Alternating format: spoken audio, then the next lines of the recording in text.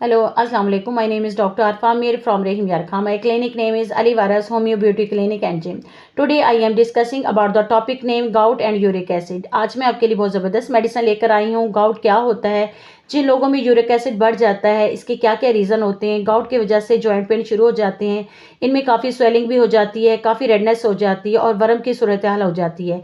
इनमें कपड़ों का छुए जाना तक बर्दाश्त नहीं होता। यूरिक एसिड को अगर देखा जाए तो ये कार्बन, ऑक्सीजन, हाइड्रोजन और नाइट्रोजन का एक मजमुआ है। यही एक बेसिक वजह है जिसकी वजह से हमारे जिस्म में यूरिक एसिड बढ़ जाता है। और इसके अलावा कौन से कॉसेस हैं जिनकी वजह से हमारे जिस्म में यूरिक एसिड बढ़ जाता है।